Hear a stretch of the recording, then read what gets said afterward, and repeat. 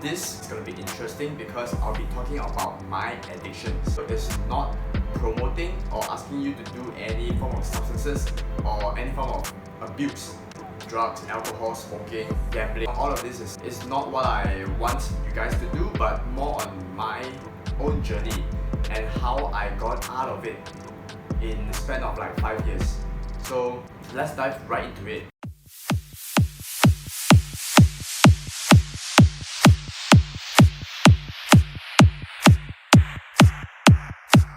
I started it at the mid of 2015 was the beginning of my curiosity for addictions. Throughout my college times, I was going out to clubs, went to clubbing almost every weekend, and I got myself heavily intoxicated by drinking.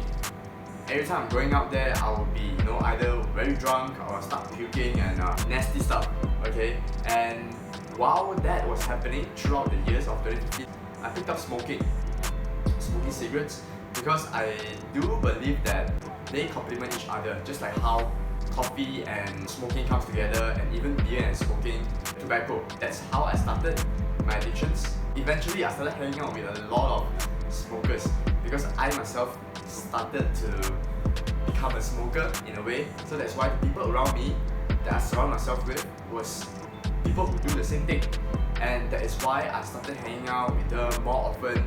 Got myself exposed to weed, marijuana, because it's another form of smoking. It's the same thing, but it's just you're smoking a different substance. When I started that, it opened up my mind. Other than alcohol, there's actually a different substance that can make you feel intoxicated. It gives you that sense of temporary relief. As I believe alcohol gives you that temporary relief, same goes to all the other substances. So that's why it gets addictive. It gives you that temporary relief that it is not long lasting. So eventually started doing that for close to a year, of like drinking, smoking. Started getting more curious on what are the substances that are actually available in today's market, in today's world.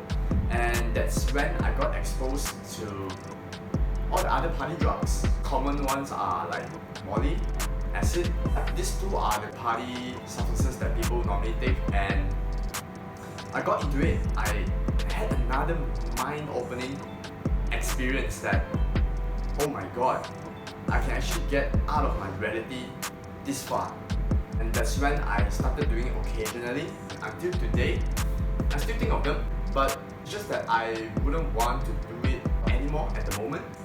Because for this year, I've actually set myself a commitment that 2021 is going to be a year with no addictions. Addictions can be classified into 7 general types, where almost everyone has at least one. So the first one is alcohol, number 2 is smoking, number 3 is taking drugs, number 4 is sugar. Sugar can be a form of donut, bubble tea, and any forms of desserts that make you feel good when you're eating it. The 5th one is sex.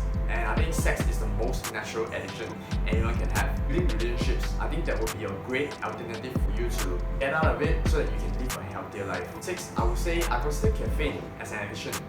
And the 7th one is gambling. Gambling was also included in my journey. Throughout when I was studying my university days, to pass time I was also gambling. Because last time there used to be like places where you can just go in and play any amount. You can drink there, you can eat.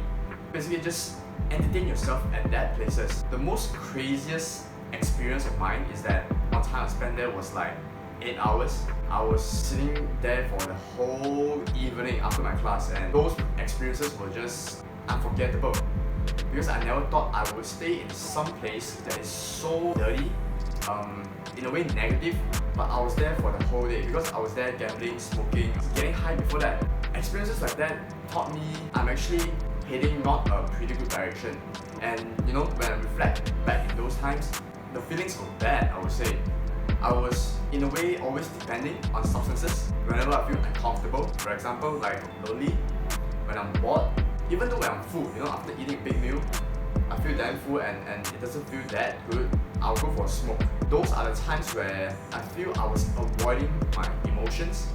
But I think in reality, we have to just face it. I guess I was still young at the time, that I didn't find other ways to cope with those uncomfortable emotions. The other feeling that I get is that I have very low trust in people, because when I needed someone, they may not be there for me at the time. So that's why my feelings were that smoking, even substances, they will always be there for me. So I thought depending on substances better than depend on any person. This is not the right belief that you should have. I just feel like I was always distracting myself. Whenever I have the task on hand, for example, I was having a final exams, I was so stressed out that I had a sense of avoidance. I need to avoid this. Ended up going to take a break, what I was doing. I had a sense of control, but I think it was just a temporary false control, whereas my important task was in front of me. But I actually chose to avoid this and do something that is easier and very pleasurable. At the end of the day, I still have to come back to this. So it makes me more stressed. I feel that addictions makes us distract ourselves from stress. There are good signs that these are the things that you should complete and you should actually work on it, not avoid it. So addictions gives you a place that you can avoid. So those are the three things that I personally feel that addiction makes a person feel from my personal experience.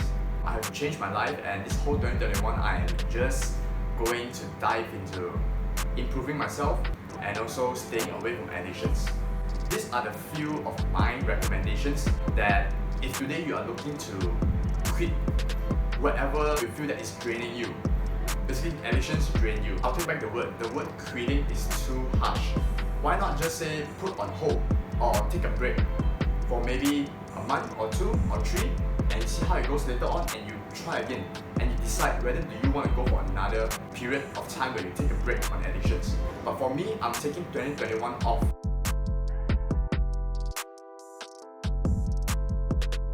From addictions. I'll see how it feels when it approaches the next year, where do I still want to enjoy the way I used to, or perhaps it has changed. I'll update you throughout the future videos. But for now, I just want to suggest you, these are the ways that I've done for myself that I'm able to make that decision I'm making today. Okay, first, you gotta admit that you have an addiction. Know which one you're having. 7 types of addictions that people have at least one. Once you admit that, you acknowledge that you have that addiction, and that's when you understand yourself. You know that you are doing this maybe because of your environmental brought up, the people you surround yourself with, they're always doing this and that, and that's why when you see, you observe, you start doing it. Okay, when you have more awareness about why are you doing things, that actually helps you to reflect even better, because self-awareness is very powerful. Okay, number 1, admit that you have an addiction. Number 2, start surrounding yourself with people who don't do your addictions. If let's say I was a smoker and so nobody is smoking, maybe we are having a meeting, we are chatting, we are practicing public speaking, or maybe we are even working out. We do smoke during the time. So surround yourself with people that have what you want. Basically, the people that are not doing what your addictions are and something that you want to get rid of. Have open communications with them, talk to them. At one point, if you feel that the trust level is alright, is good enough, tell them you have this addiction and see what their thoughts are. Because a third person's advice or opinion sometimes can motivate you to take the next step. Now, the third thing that I want to suggest to you is that you can now do the things that you always wanted to do. So just start doing the things. For example, for me, I became more serious into my fitness journey because I know if I smoke or I drink, it affects my performance, my result. In terms of whether can I be more physically fit or more mentally fit. When I have that goal in mind, I tend to just put addictions aside, because I know that if I continue my addictions, it will not get me to my destination. And I started reading, and I have a book that I want to suggest to you. It has helped me change my mind, and that's why today I'm making today's decision. It is this book, Kick Your Addiction.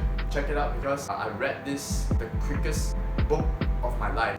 I didn't like reading, but this book made me read it in less than, I finished the book in 1-2 months. Whereas previously I didn't even read. This book has definitely added lots of value and it has changed my life. So if you are serious about taking a step forward into your journey onto putting aside addictions so that you can focus on better things in life, I would strongly recommend this book. Start doing things that you always wanted to do. Like I said, I was doing fitness, I was reading, and started building a lot of relationships with my people around me. I started being more open, more confident with what I want to say. because those are the thoughts and feelings I'm having.